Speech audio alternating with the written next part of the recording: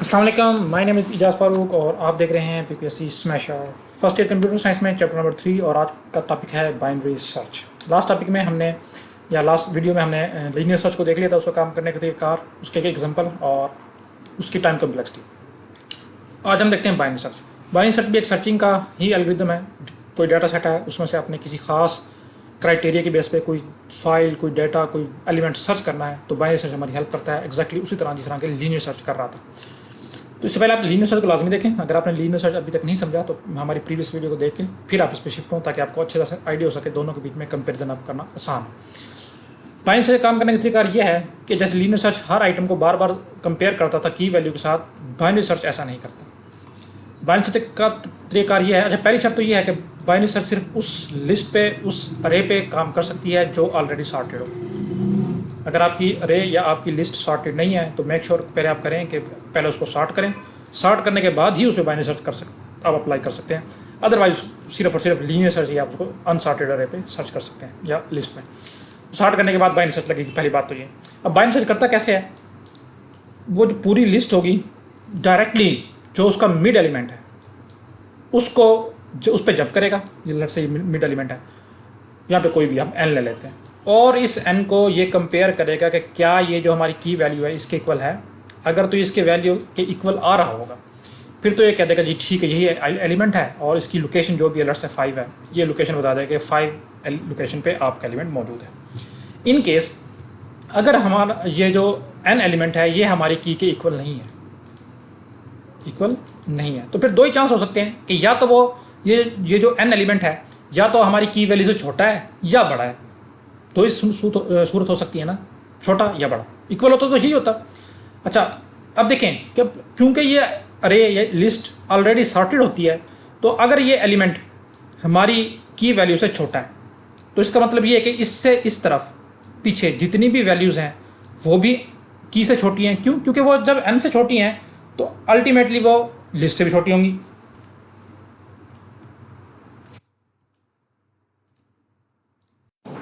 वो की से इसलिए छोटी हैं क्योंकि वो एन से भी छोटी हैं। अगर एन से छोटी हैं तो एन बजाते खुद की से छोटा है, तो ये सारी की सारी वैल्यूज़ भी एन से या की से छोटी होंगी।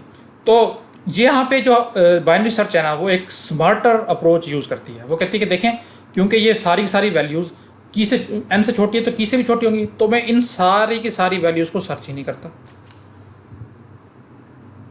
क्योंकि अब यहाँ पे उस की के वैल्यू के होने का चांस 0 है। अगर इस लिस्ट में, इस अरे में की वैल्यू एग्जिस्ट करती हुई तो वो सिर्फ और सिर्फ इस एरिया में एग्जिस्ट करेगी जो कि एन से बड़ा है, क्योंकि एन से छोटी तो हमारी की है ही नहीं। अभी हम एग्जांपल देखेंगे फिर आपको समझ आ जाएगा। अच्छा इन केस इसका उल्ट होता, जब हमने एन को कंपेयर किया था की के साथ और हमें पता चलता कि एन जो है मेरी की वैल्यू से बड़ा है, बराबर नहीं है ना छोटा है, बड़ा है, तो इसका मतलब ये है कि इस तरफ जितने भी एलिमेंट हैं वो भी की से बड़े होंगे। क्यों? क्योंकि वो लिस्ट सॉर्टेड है, एन बड़ा है तो एन से आगे वाले भी सारे की से बड़े होंगे। इसका मतलब है कि अगर कोई वो की वैल्यू एग्जिस्ट करती हुई मेरी लिस्ट में तो वो इस हाफ में एग्जिस्ट करेगी। तो बाइनरी सर्च यहाँ पे आके ये अप्रोच यूज़ करता है और फिर वो क्या करता है कि डायरेक्ट हाफ अरे को कहने के वो इग्नोर कर देता है। ये मान के चलता है कि यहाँ पे तो मेरा डाटा हो ही नहीं सकता, और वो सिर्फ और सिर्फ अगली हाफ को सर्च करेगा। अच्छा अगली हाफ में भी इसका ये सिनेरियो रहेगा कि लेट्स से मैंने ये चूज़ कर लिया कि मेरी जो की वैल्यू है वो इस हाफ में एग्जिस्ट करती है, तो अब वो इसको सारी की सारी को सर्च नहीं करेगा, बल्कि इसके भी डायरेक्ट मिड में जो भी एलिमेंट होगा यहीं पर डायरेक्ट जंप करेगा और इसको कंपेयर करेगा। अगर तो इक्वल हुआ फिर तो कहते हैं कि यही है, छोटा हुआ तो इस तरफ वाली को सर्च नहीं करेगा, बड़ा हुआ तो इस तरफ वाली को सर्च नहीं करेगा। सेम टू सेम उसी तरह चलेगा। अभी हम एग्जांपल देखते हैं, आपको समझ आ जाएगी। तो ये तरीकाकार है जी बाइनरी सर्च के काम करने का। अच्छा अब इसमें जो आपके टेक्स्ट बुक में चीज़ें लिखी हुई हैं उसको भी हम देख लेते हैं, क्योंकि वो भी आपको कम से कम जहन नशीन होनी चाहिए। आपने चीज़ों को समझना तो है ही डेफिनेटली, लेकिन आप लोगों ने क्योंकि एग्जाम भी पास करना है तो एग्जाम के पॉइंट ऑफ व्यू से भी हम चीज़ों को देख लेते हैं। लेकिन ये binary search is an efficient algorithm for finding an item in a sorted list. शर्त यही है, मैंने पहले बता दिया, प्री कंडीशन ये है कि सॉर्टेड लिस्ट होगी। एमसीक्यूज के हिसाब से बहुत इंपॉर्टेंट है चीज़ कि binary search only works on a sorted list. It works by rapidly dividing, rapidly bar bar divide करेगा सर्च इंटरवल इन हाफ। अभी मैंने हाफ समझाया कि हाफ से क्या मुराद है, लिस्ट को हाफ करता रहेगा। एंड डिस्कार्ड ज़ाया कर देना, इग्नोर कर देना द हाफ, दूसरे हाफ को, वेयर द आइटम के नॉट बी, जहाँ पे आइटम के होने के चांस ही नहीं। मैंने अभी समझाया कि क्यों चांस नहीं है। Until the item is found, और ये उस वक्त तक चलता रहेगा जब तक कि आइटम फाउंड हो जाता है और द इंटरवल इज एम्प्टी या आपकी वैल्यू नहीं मिलती। दोनों सूरतों में हमने एंड करना है, जैसे हमने लीनियर सर्च की सूरत में मैंने बताया था। अच्छा जी, मजीद इसको देखते हैं थोड़ा सा, ये क्या कहता है। अच्छा जी, नीचे मैं स्क्रॉल करता हूँ उसको। अच्छा जी, प्रोसेस देखें जी, प्रोसेस इसका है कैसे। वो कह रहा है कि सबसे पहले start with the middle element of the sorted list, पहले लिस्ट को सॉर्ट होना चाहिए और डायरेक्ट उसके मिडल एलिमेंट पर जंप करें। If the middle element is the target, उसको की वैल्यू के साथ कंपेयर करें, अगर तो ये मिल मैप हो जाता है रिटर्न पोजीशन, उसकी पोजीशन बता दें। अभी मैं इसको समझाऊंगा, आपको समझ आ जाएगी। If the target is smaller, it case ये जो टारगेट है मिडल वैल्यू है ये बड़ा है और जिसको आप सर्च कर रहे हैं वैल्यू को, की वैल्यू या टारगेट वो स्मॉलर है, देन द मिडल एलिमेंट, फिर क्या होगा, repeat the search on the left half, तो फिर आपने इस हाफ में सर्च करना है। अभी मैं इसको समझाता हूँ। If the target is larger, और अगर टारगेट आपका लार्जर है, की वैल्यू लार्जर है, repeat the search on the right side पे उसको करना है। अच्छा, अब हम इसको, ये जो आपकी बुक में एग्जांपल दी गई है, हम एग्जैक्टली इसी एग्जांपल को देख के चलते हैं और फिर मैं आपको समझाता हूँ ये किस तरह से काम कर रहा है। तो मैं इसको मैंने ऑलरेडी आप लोगों के लिए नोट्स बना के रखे हुए हैं, स्लाइड्स बना के रखी हुई हैं, ताकि उस पर समझना थोड़ा सा आसान होता है। तो मैं अपलोड कर रहा हूँ जी, सॉरी लोड कर रहा हूँ उसको। जैसे ये लोड होता है हम इसको समझते हैं। तो बाइनरी सर्च ये हमारा लोड हो चुका है। अच्छा, इसमें जो आपके उसमें नहीं बताया गया सिलेबस में, वो भी कुछ चीज़ें हैं कि ये इस जो एल्गोरिदम जो है ना, इस एल्गोरिदम में हम जो है 3 चीज़ों का ख्याल रखते हैं, एक लो पोजीशन का, एक मिड पोजीशन का, एक हाई पोजीशन का। अब आपके इसमें नहीं है ये किस तरह से काम करता है, ये क्या चीज़ है, लेकिन मैं फिर भी साथ साथ बताता हूँ। तो इनिशियली देखें जी, लो क्या होगा। सबसे पहले लो जो है ना, पहला जो एलिमेंट होता है ना, इसको हम लो बोलते हैं। लिस्ट मेरे पास अभी ये 21, 34, 43, 57, 66 और 78 है। लिस्ट सॉर्टेड है, पहले मैंने ये चेक किया, अब मैं इस पर बाइनरी सर्च लगा रहा हूँ। तो ये मेरी लो वैल्यू है 21 पे। अच्छा जी, उसके बाद देखें मैंने हाई देखना है। जो सबसे लास्ट एलिमेंट होता है ना लिस्ट का, वो हाई कहलाता है। जिस लिस्ट को आप सर्च कर रहे हैं उसका पहला एलिमेंट लो और उसका लास्ट एलिमेंट हाई। अच्छा, मिड कैसे निकालेंगे आप। मिड आप ऐसे निकालते हैं, लो की जो पोजीशन है वो प्लस हाई की जो पोजीशन है वो, और इसको डिवाइड करेंगे 2 से। अच्छा, लो की पोजीशन क्या है, अब मैं इसके नंबरिंग दे देता हूँ ताकि आपको आसानी रहे। ये है जी 0 इंडेक्स, ये है 1 इंडेक्स, ये है 2 इंडेक्स, ये हमने लिस्ट में देखा था, ये 3 इंडेक्स, ये 4 इंडेक्स और ये 5th इंडेक्स, ये है जी। तो यहाँ पे मौजूद है जी हमारा हाई, मैं एच लिख रहा हूँ उसको, और यहाँ पे मौजूद है जी हमारा एल, मैं इसको लो, सॉरी इसको मैं एल लिख रहा हूँ। अब आप देखें कि मिड निकालना है मैंने लो प्लस हाई डिवाइड बाई 2 करके। तो लो क्या है जी, लो की वैल्यू, अब मैं कलर चेंज कर लेता हूँ ताकि आपको देखने में आसानी रहे। लो की वैल्यू आपको नजर आ रही होगी जो 0 है, पोजीशन बतानी, तो मैं लिखूँगा जी 0। हाई की वैल्यू देखें आपको नजर आ रही होगी 5 प्लस 5 और डिवाइड बाई 2, तो लेनी डिवाइड बाई 2, 5 डिवाइड बाई 2 2.5 आता है, लेकिन आप लोगों ने इंटीजर डिवीजन लेनी है 2। जब भी हम 5 को 2 से डिवाइड करते हैं तो हमारा आंसर आता है 2। तो इसका कहने का मतलब है कि ये अब हमारा मिड निकला है, सेकंड एलिमेंट। आप डायरेक्ट सेकंड एलिमेंट पर जंप करो और उसको कंपेयर करो कि क्या वो की के इक्वल है या नहीं। अच्छा, की इसमें हमारे एग्जांपल में है जी 78, हम 78 को ढूंढ रहे हैं। तो सबसे पहले मैंने मिड निकाला, मिड मेरा निकला है 43। तो अब देखें बाइनरी सर्च क्या करेगी, सबसे पहले मिड निकालेगी और फिर इस मिड को कंपेयर करेगी हमारी की वैल्यू के साथ कि क्या जो मेरा की वैल्यू है यानी कि 78 है वो इस मिड वैल्यू के यानी कि 43 के इक्वल है। अब आपको देखें, मैं यहाँ पे लिख भी देता हूँ कि क्या 78 इक्वल है 43 का। ये मेरा है मिड और ये मेरा टारगेट, आपके बुक में इसको टारगेट लिखा गया है, वैसे हम इसको की बोलते हैं। तो आप 43 तो 78 के इक्वल नहीं है, तो आप देखें क्या होगा। अब किसके काम करने का तरीका समझें। अच्छा, इसको तो चल गया कि ये इक्वल तो नहीं है। अब ये कंपेयर करेगा क्या 43 78 से स्मॉलर है या क्या 43 78 से लार्जर है। अब हम देख सकते हैं कि 43 जो है वो हमारे पास जो है 78 से स्मॉलर है। इसका मतलब ये है कि 43 से पहले जितनी भी वैल्यूज होंगी वो भी 43 से स्मॉलर होगी, क्योंकि लिस्ट हमारे पास सॉर्टेड है। अगर 43 से पहले जितनी भी वैल्यूज हैं वो 43 से स्मॉलर है, तो यानी यहाँ पे 78 के आने के चांसेस नहीं है। तो अगर यहाँ पे 78 के आने के चांसेस नहीं है तो मैं इस लिस्ट को क्यों सर्च करूँ। बिल्कुल बाइनरी सर्च भी यही अप्रोच को यूज करेगी और वो इस लिस्ट को इग्नोर कर देगी, इसको सर्च नहीं करेगी। वो कहेगी कि क्योंकि ये 43 से ऑलरेडी छोटे हैं तो यहाँ पे आने के चांसेस इसके नहीं हो सकते। तो ये तरीका है जी बाइनरी सर्च के काम करने का। अब वो इस लेफ्ट वाली जो हाफ है रे का या लिस्ट का, इसको कर देगा इग्नोर और वो कहेगा देखें मिड तो है नहीं। अब मैंने मिड से आगे वाला ये जो पोर्शन है ये मैंने सर्च करना है। अच्छा, अब उसको पता कैसे चलेगा, वो कंपेयर करेगा जी क्या 43 यानी कि जो मेरा मिड वैल्यू है, बल्कि नहीं हम की से लेके चलते हैं।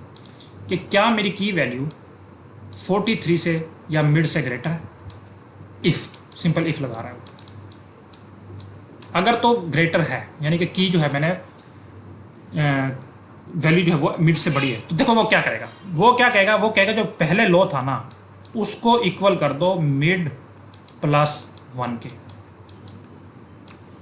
और हाई जो है वो जो पहले हाई था वही रहेगा।